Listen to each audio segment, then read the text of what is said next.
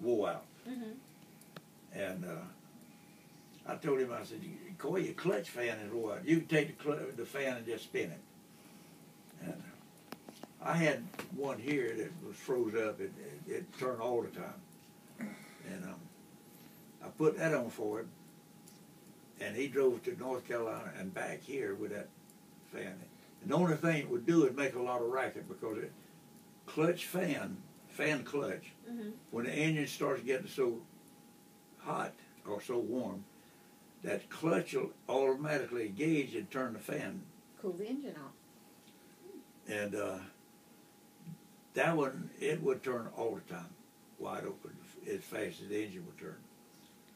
So he drove it back to Pompano or wherever he was staying down there, and had another one put on it for him. Oh, that's cool. So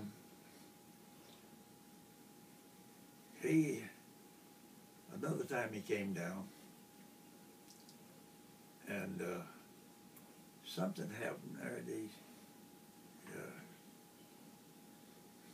He was leaking oil, and went out there and we checked that and fixed that for him. And I kept asking him, why don't you park over there at the house? I got electricity and water. I don't have no sewer, but I got, you can use the bathroom in the house. So they decided they would do that. And that's whenever he and Annie come down, and I reckon about 3 or 4 times before he got sick.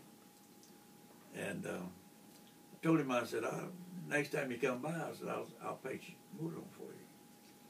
So he came down, and I told him, I said, I'll paint your motorhome. He said, I'll give you $1,000. I said, no, you ain't gonna give me no $1,000. And he was a type of fella that didn't want you to do anything for him for nothing. Yes. So next day I got out there and I started sanding his motorhome. Sanded it down, and right over here on 303 is a paint place. So we went over there, and I told he and Annie, I said, now y'all pick out the color you want. And I think they picked out a tan, a light tan. And I sprayed a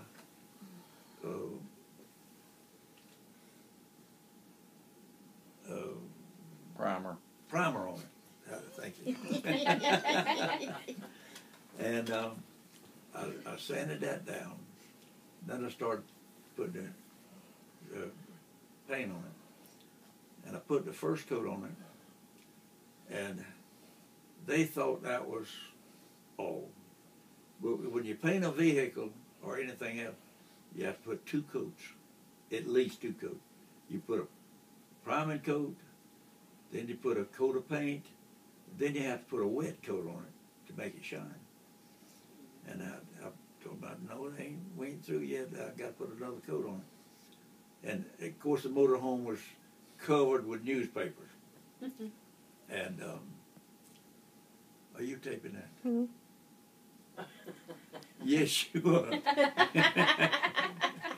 go ahead and tell you a story. And Don't tell no lies. I asked him about putting a stripe around it, to kind of break the color. And he said, no, that costs too much. I said, no, it won't cost too much. I said, quart of paint, I put a couple of stripes around it. So I talked him into that. And so I taped it off and put stripes on it. And then he wanted to pay me. I said, no, I done told you I am not going to take no money. He said, well, if you don't take money, I won't park here another time. Boy, don't do that. You don't owe me nothing for painting that motor. I wasn't going to do anything anyhow. And I said, that just helped me to get a little exercise. And I got out with buying the paint and everything was $700. And I went to pay for the paint. The paint was $685. And I never did tell Coy how much the paint was. And the sandpaper, the tape, and everything run up to $785. So he drove it on to North Carolina, and when he came back through, he told me, he said, everybody up there thought I bought a new motor home. It looked good. It really did. So he was proud of that paint job. Yeah. Betty came over and seen it. So she said, well, I come to see Annie Coy, and then he was showing me the camper out there, motorhome. don't you understand when grown people talk? Yeah, you're not grown people. Anyway, she did come to see it, Coy and Ann. And after Coy and Ann left, she had a 65-foot trailer out there. And she asked me, said, where can I get somebody to paint my trailer? And somebody had painted it before with a brush. Ooh. And you could rub your finger on it like that. It was plumb chalky. That's how, what kind of, you painted it with Sherman Williams. That's supposed to be a good paint. Mm. So I called Sherman Williams and asked him, how can I get that paint off? You don't want to get that paint off. Put another coat over it. I said, no, I don't want that. I want that paint off. No, I ain't gonna do it. I said, I ain't gonna talk to you. So Betty got somebody to take and sand it thing down. And do it. And I taken her over there and she bought, instead of getting house paint, like the other fella used to paint it, I talked her into getting automotive paint. And she did, and I had my air compressor out there and set it up. My air compressor is a 220, run on 220. Well, all of her house plugs was 110. Oh, goodness. So I had to tie into the meters to get 220. And Blowing some paint. we put the primer on it, and sprayed it with the paint, and then we put a wet coat on it. Then everybody out there wanted me to paint their trailers. Oh, my goodness. Still No, painted. It's no. real good out there. No, I ain't painting no more trailers. But the paint job on it still looks good. It looks real good. Well, back in the time when you was growing up, did you ever live anywhere close to Mom and Dad and the kids and all when they were? They lived with us. Did they? When they come to Sylvania, Mm-hmm. they lived it with us. So, The last time we were talking to you, you were talking about my papa, John, wanting the biggest biscuit. Biscuit. yeah, I was a little fella, but I remember that. Uncle Ben gave him a big biscuit. Uncle Ben had cut him an oak scrub about that high and didn't trim the limbs off of it. And back then, the houses didn't have a ceiling. They just had ceiling joists. Uncle Ben had put that thing up over the ceiling joist. And John had been doing that for 2 or 3 days. He wanted a big old biscuit. So I say biscuit. And that morning, I reckon Uncle Ben got tired of him saying that, and he taken him and wore John out. John had never asked for more big biscuits. Don't blame him. Me neither. I still got big with an oat scrub. Lord have mercy. And back then, of course, you probably realize it. Back then, when Daddy whipped you, you was whipped. Mm-hmm. He didn't take no mercy on you. I've been whipped with anything from a hand saw to a stick of stove wood. Oh my goodness, it's not funny, but. An old busted fan belt. Yeah. Anything they could Anything find. they could pick up. It didn't make no difference if it was a stick, 2 before, or what. When you needed it, they put it on you. And it taken you several weeks to kind of realize, hey, they don't want me doing that. Several weeks. Something wrong here. I've done something wrong, and they don't want me doing that no more. And I think I don't need to do that. And that's. That's kind of like my younger brothers. You know, we got in the cotton field one morning, and him and Earthling got to throwing cotton bolls at one another. And I'm sure you girls don't know what cotton bolls are. Yes, sir, we do. Right. They hurt. And Junior threw the cotton bowl and hit Earthling side the head. And she screamed out like he had done killed her. Well, it hurt. But she asked for it, probably. That thing hit side of the head, it hurt. So Mama pulled her up a cotton stalk, and she wore Junior out. He picked 208 pounds of cotton that day. Oh my gosh. I told her, I said, Mama, you need to whip him every morning before you get out in the field with him. Oh my goodness. And that cotton, they only got paid 50 cents a 100 pounds. 50 cents per 100 pounds. And dinner. And dinner. When Most, you, That's what most they of the make. time, yeah. and them people up there knew how to cook. Them old farmers' wives, Mm-hmm. they could cook some good groceries. I'm telling you the truth. And we used to go fishing. And we'd catch them big ones about that long. Yeah. If you cut the head off and the eyes out, you just about no fish left. And I've seen Uncle Ben sit there and he'd put a fish in this side here and work the bones out this side. Oh Wow. my gosh. That was as bad as Rudolph Brown. There was the old guy that said he could do the same thing. He didn't have no teeth, but he could pull them through there and have a comb coming out the other side, you know. He loved fish. And once in a while we might catch a big one, about like that. It's a big one. Big Now one. he's talking about these little big Red eyes, little red eyes, they ain't that Minnows big. is what they were. And we'd catch a wash tub full of them. And when you clean them, there ain't nothing there. And Mama would cook them real good and brown, and you could eat bones and all. Yeah, just chomp them up like that, fat back. That's the That's fish you some had to good fill them up. Yeah. They could eat the bones off. And sometimes they didn't even cut the heads off. Gut them or nothing, they just fry the whole fish. Ah, yeah. No, I'm kidding you there. Sorry. I'm kidding you there. You're telling a story. I ain't eating that. Thank you. I'd have starved. No, you wouldn't have. Not no I wouldn't- time. I Anything else wouldn't you put want it to ask past about them. your daddy? Just yeah. I mean, I know that did you give him the picture? Yes. Okay. Yeah, he loved it. Good. I don't know. Well, you got any questions? About Papa?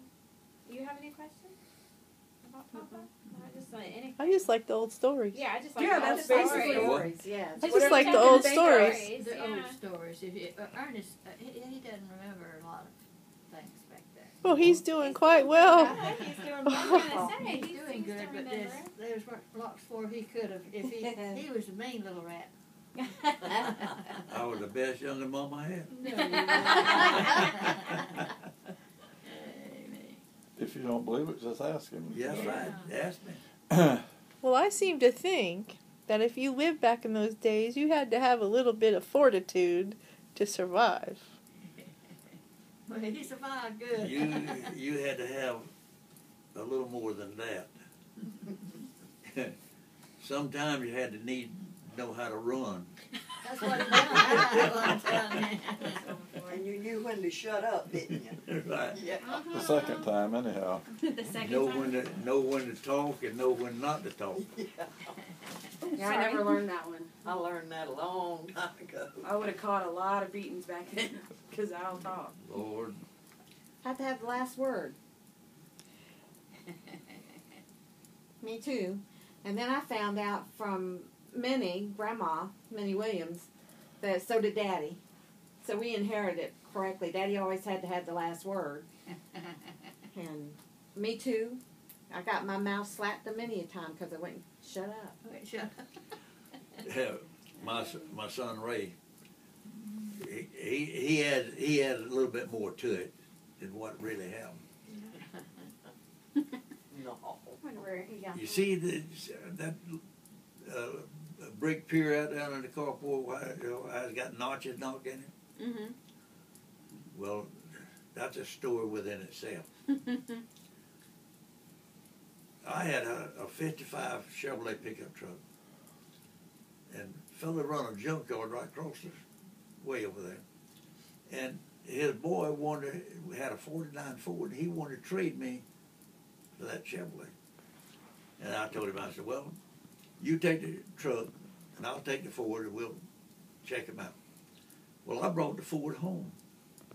Had it parked out there. Back then, there wasn't no well curb or nothing out there. It was just nothing.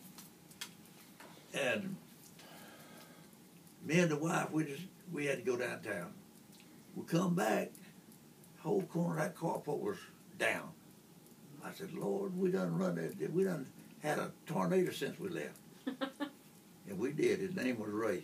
He was always into something, Ray was. Always. He had got out there, had friends over, and I always left the key in them. And I used to never take the key out of my cars at all. Mm-hmm.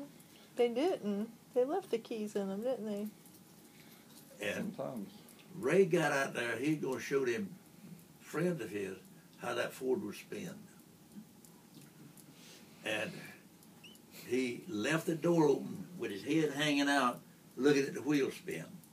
Well, that guy on that telephone pole out there caught that door, and he lost control of that car. And that car knocked that post out from under the carport, tore the gas tank up. Oh, goodness.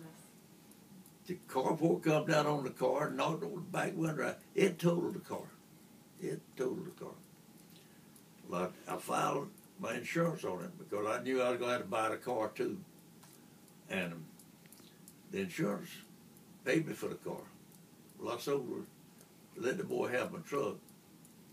And when me and Ray got through talking, we kind of understood one another that, hey, I'm not supposed to crank Daddy's car up while he's gone. That's what you call it, talking? Well, that's what I call it now. Back then it wasn't. Understanding. Yeah, right. Understanding Yeah. after the reckoning. Ray went and got me, I told him I'd go get me a switch. He went and got a pole that big around. That's the Oh, reckoning. my Lord. And we talked about it a little bit.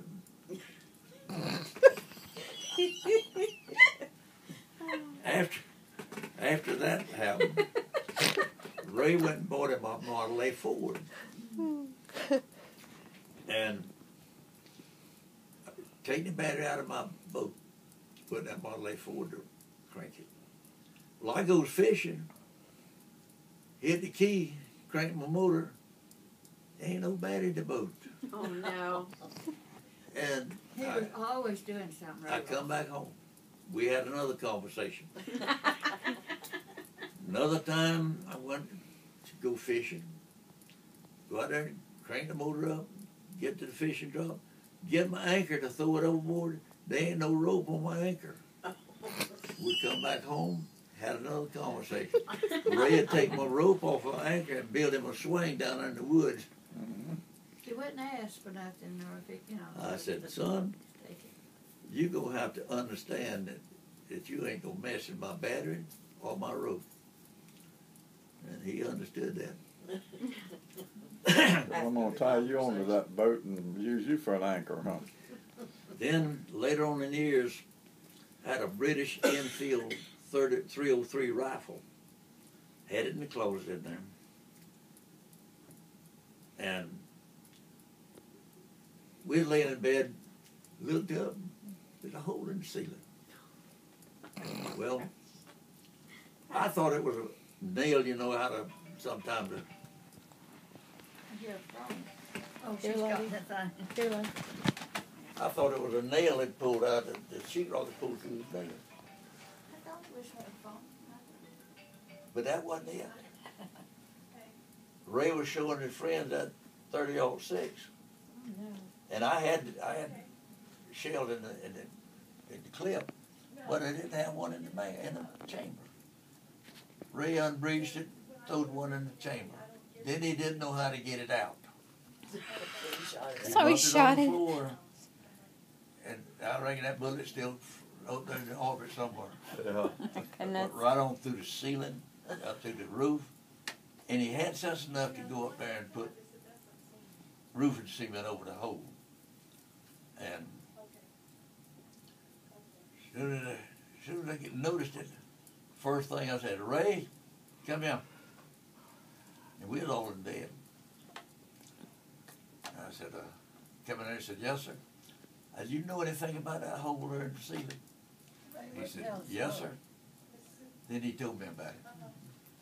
But he was 16 or 17 years old then. Mm-hmm. And we had a light conversation. A light conversation. Oh, Well, my goodness. son, if I'd ask him, I'd say, Junior, did you do that? And he'd say, did you see me? I did. If you saw me, I did it. But if you didn't see me, no, I didn't do it. Ray would always tell me the truth. If he done anything, he'd tell me he done it. Yeah. But that was one of his things. I said, Junior, did you do that? Did you see me? I said, no, so I didn't do it. You knew he done it. Yeah. So Did Yeah, y'all communicate with any of the other aunts and uncles when you was young and like some Uncle Lonnie's bunch or? Well, see, Uncle Lonnie lived in Midland. That was 20 miles away from Sylvania. Yeah. That was an all-day run with a mule Mm-hmm. and wagon. And we'd go over there and visit Uncle Lonnie Yeah. occasionally. And Edward and Leon, they was about our age. But the thing about it is, the whole bunch stayed drunk all the time. Yeah. Yeah. Uncle Lonnie, Leon, and Edward stayed drunk every weekend. And Mom and Daddy didn't mess with it. Yeah. And 2 years later, then Daddy started moonshining, bootlegging. Nice. And, I'm sorry. don't, No, sir. Sorry. Go ahead. well, I want to verify what. Oh, I said nice. But bootlegging. That's and know to what me that bootleg- I'm that's interesting history to me is bootlegging and You know what moonshine. bootlegging is? Yes, sir. Okay. It's yes, sir. I do. You could walk into our dining room anytime you wanted to, and there'd be half a gallon fruit jars and quart fruit jars full of moonshine sitting on our table. Nice. So one Saturday, Mom and Dad went to town, left me and Willard at home. I was running the farm. I was 11 years old, and I was running the farm by myself. Willard and Daddy worked in turpentine to make a living. And dark 30 come on, and we lived down in the swamp. I'm talking about in the swamp. You can hear wildcats squalling and panthers and everything down in there. They had to move there with these main youngins.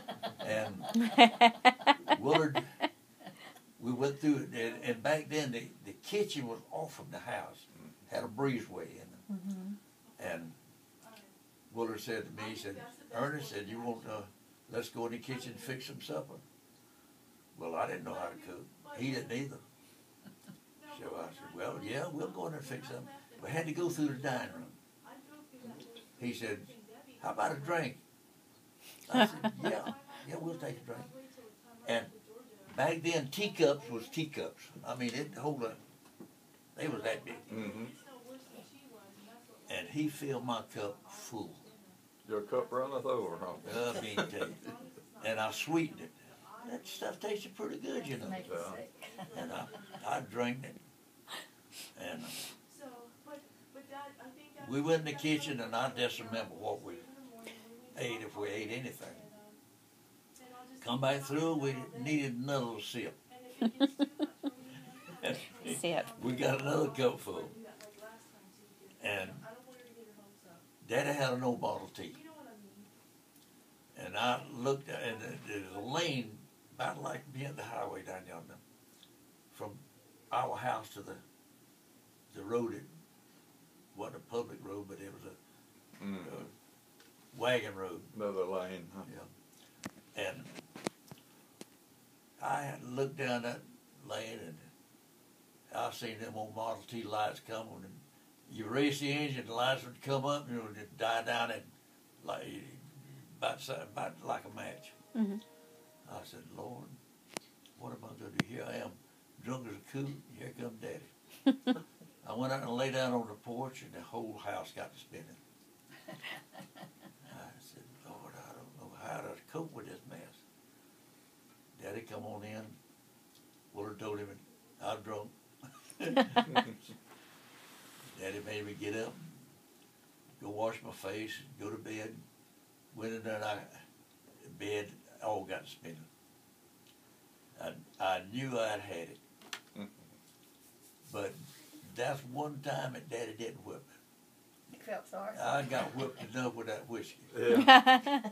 And that and one more time is only 2 times in my life I'd ever been drunk. Right after I moved him, I had an old coal heater sitting right there. And I needed to build me a flue, so I got out there and was building me a flue.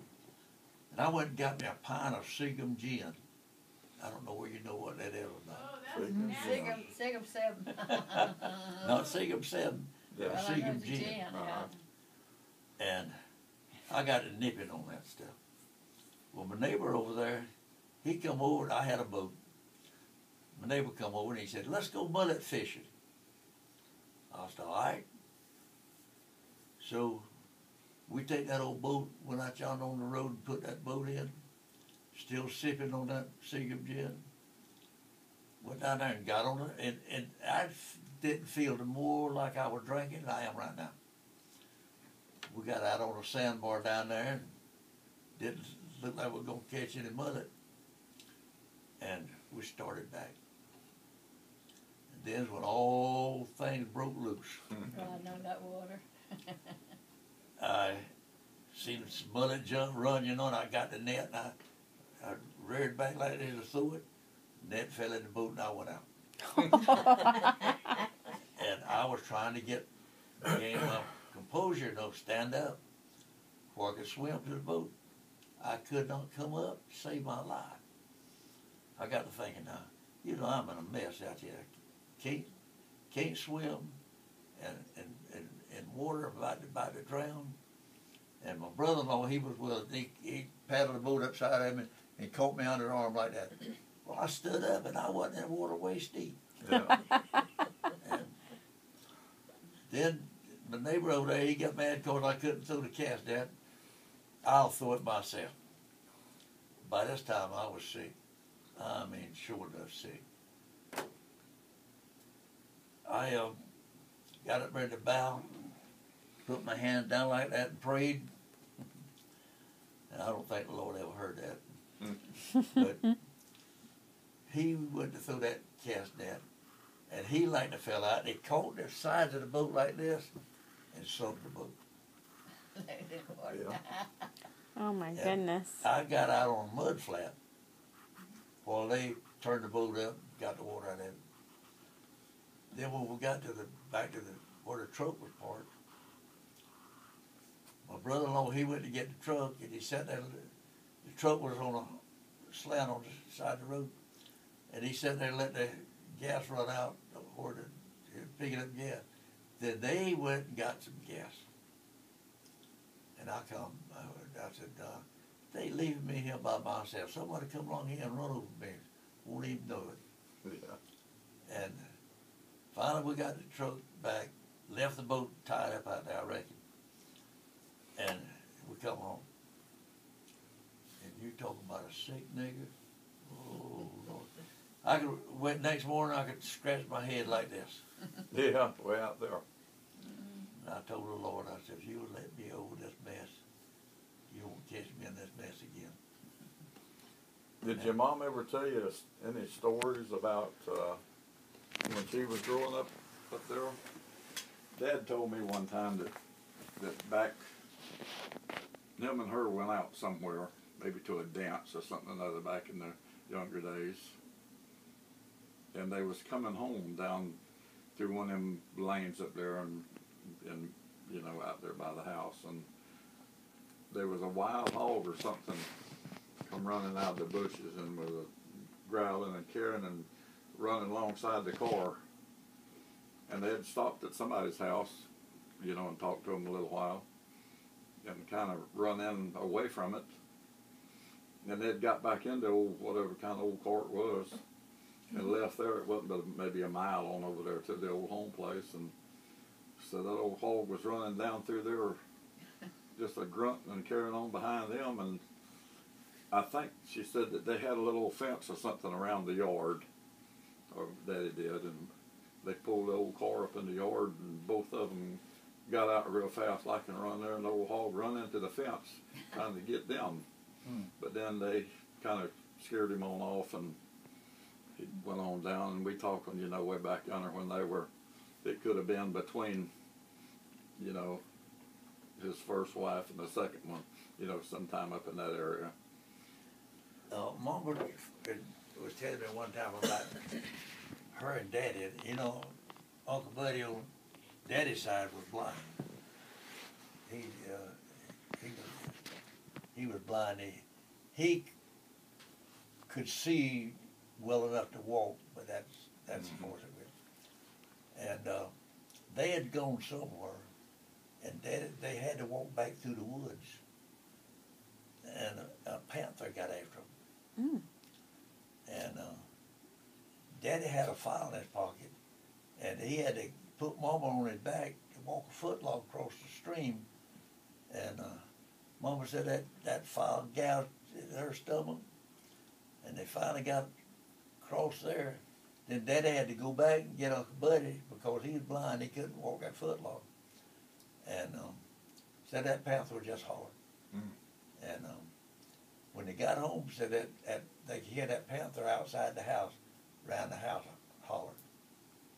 Wow. And,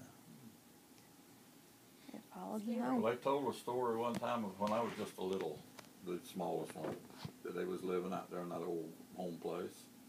And some guy had come by, they called his name, that raised chickens or something other, and he was in a horse and buggy, and they was going to go to church, but they didn't want to go because they, you know, it was pretty good ways over there, but he talked them into riding in the buggy to him, with the church with him.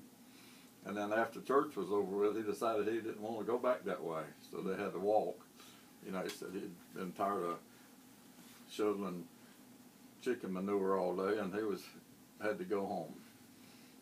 And they said that they was walking down one of them old dark paths and heard a panther or something out there squalling. They got to running, and they was passing me back and forth from Ruby to Margaret to whoever was big enough to run and tote me, you know, back down through there. yeah. Scared to death. Well, back then, you know, our closest neighbor was probably about 5 miles. Our neighbors was not like it is here. They was few and far between.